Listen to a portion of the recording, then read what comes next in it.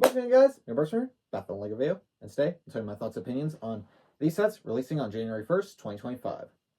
So I have notes here, and before I get into the video, you might notice that I have a new chair. That's because my old chair unfortunately broke. It was a small little black office chair, which was made out of faux leather like this one, and the arm broke, and I couldn't sit in it anymore.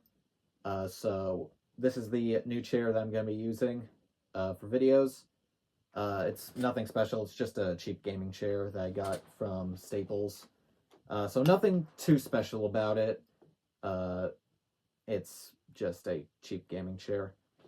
So yeah, without further ado, let's just get into it.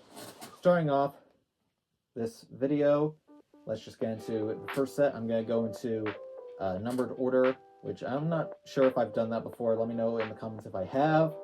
But I'm just going to go from 1 to 10. So let's start off with 75401, Ahsoka Tano's Jedi Interceptor, which retails for $45 on January 1st, with 290 pieces, 3 minifigures. You get Ahsoka in her Season 3 Padawan appearance, Anakin in his Season 3 Jedi robes, and R7-A7. All these minifigures, as of this film date, are exclusive to this set, and they all have great details.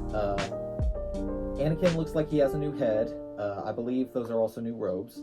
Ahsoka looks like a completely new minifigure, except for the headpiece looks like the same one from the Rosario Dawson Ahsoka from the Ahsoka show. And she also has medium legs this time, as well as her 2 green lightsabers. And this is also the first time that we're getting R7 in the realistic style, which I personally really like, because the Clone Wars animated style R7 I personally did not like. So yeah, nice to get those minifigures, and I think that they all look really good, especially that new droid. The Starfire has really good detail, and I love the colors. We have a brand new printed windscreen piece, or cockpit piece, whatever you want to call it. So it's a new printed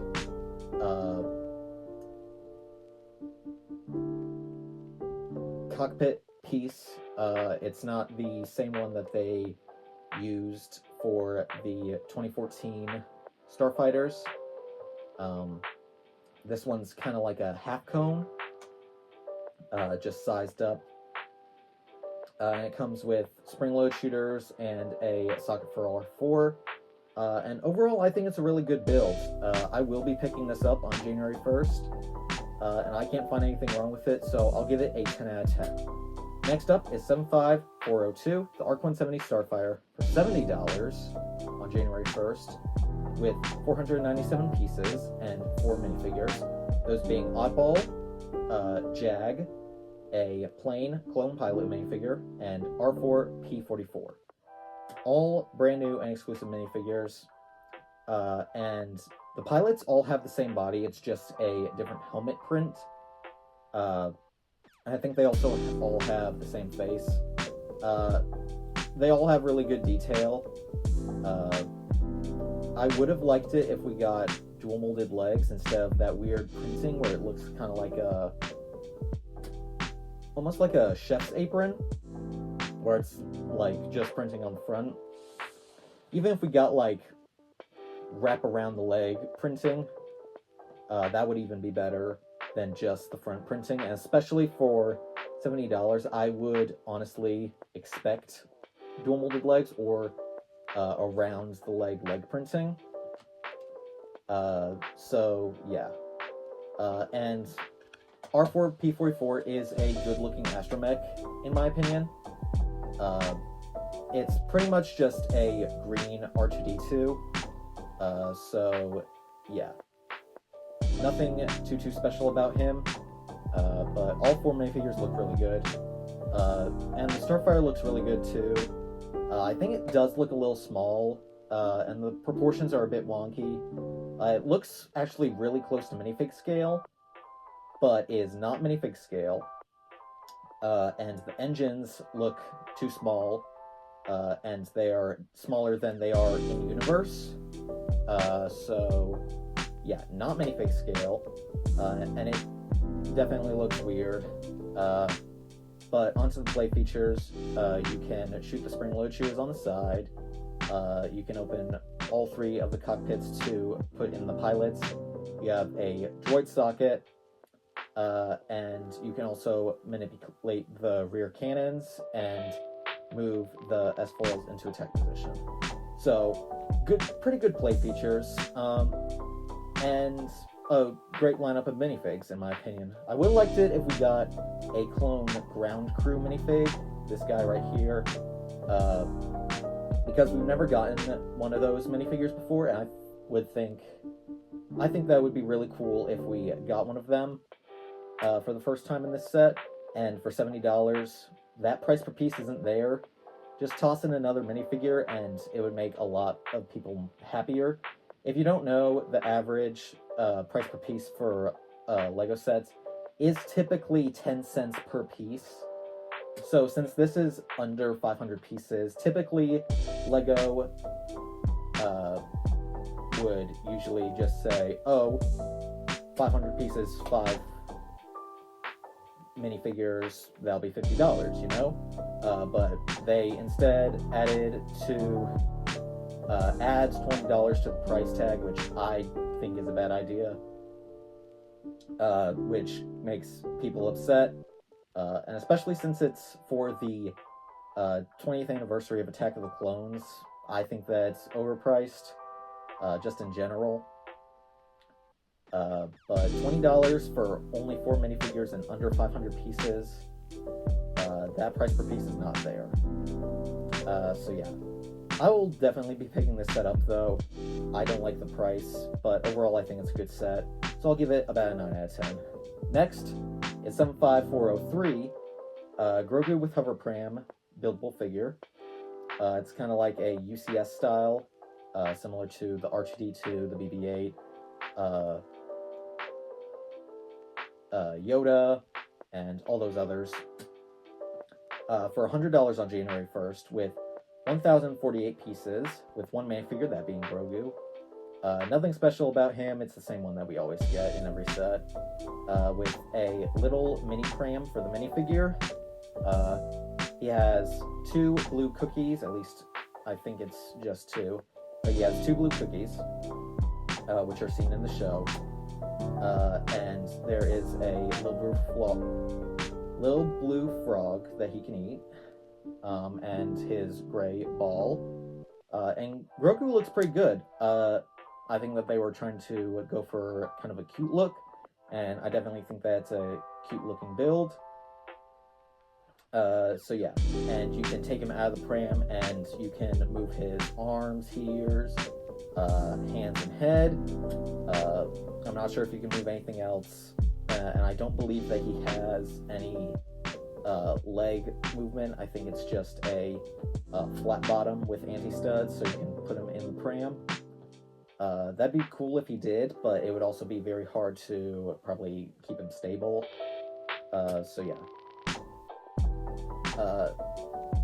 And it's a nice looking display. I think it's meant to be a display and not a playset because it looks pretty fragile, especially that pram. But it does look pretty cute. And I was expecting Lego to overcharge for this, because once again, they are going way off with the price per piece. So I was expecting this to be like $130, but thankfully it wasn't. 1,000 pieces for $100 seems in line with Lego, and it's a nice change.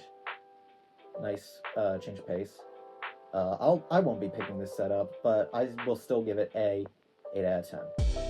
Next, moving on to the mini scale sets, is 75404, the Ackmeyer class assault ship, for $50 on January 1st.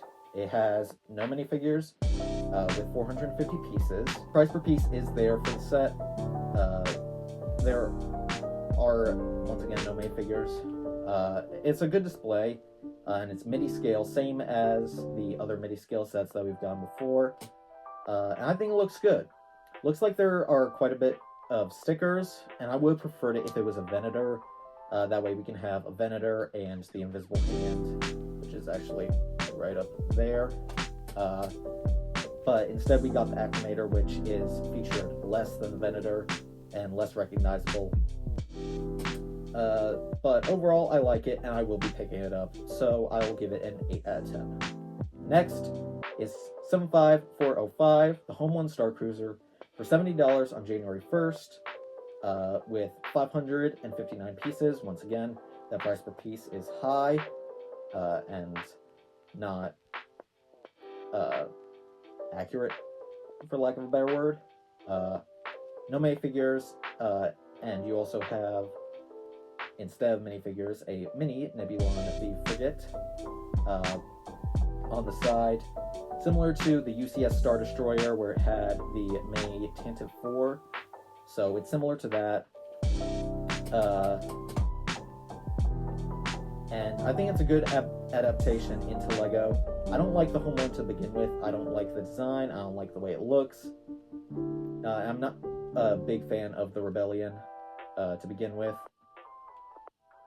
So I personally don't find the appeal of this set, but that's just me personally. That has nothing to do with the set at all. And personally, I think it looks weird in universe and in LEGO, so it's just a weird thing for me all around. So that's just me. You guys can have your own opinions, but that's just my opinion. I don't really care for Home One in any way, shape, or form. But overall, it's a good set. I'll give it an 8 out of 10. I won't be picking it up, but I know a few people would like to have this in their collection. I believe this is the last set. 75410, the 4 Plus Mando and Grogu's N1 Starfighter, for $30 on January 1st, with 3 main figures, those being Mando, Grogu, and R5-D4. I don't believe that there's anything special with the minifigures. R5 could be exclusive, I believe, because I don't think we've gone in anywhere else. 92 pieces,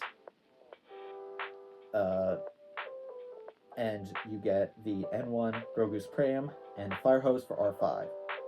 That's it. It's very blocky, and they're simple builds, and I think it's a bit overpriced for a 4 Plus set, and those simple and blocky builds are in line with 4 Plus sets. But I think it is acceptable for younger kids. I definitely will not be buying it. Maybe for April Fool's Day, but no, I do not find the appeal of this set at all. If you want a set for your children or grandchildren, go for it, but us older builders probably will not be buying the set, so I'll give it a 7 out of 10. So that's all of the January 1st, 2025 LEGO Star Wars sets, guys. I hope you enjoyed. I believe I covered all of them. If I didn't, let me know down in the comment section. So yeah, thank you guys so much for watching this video. Have a very happy holiday and Happy New Year. I'll see you guys next year. Bye!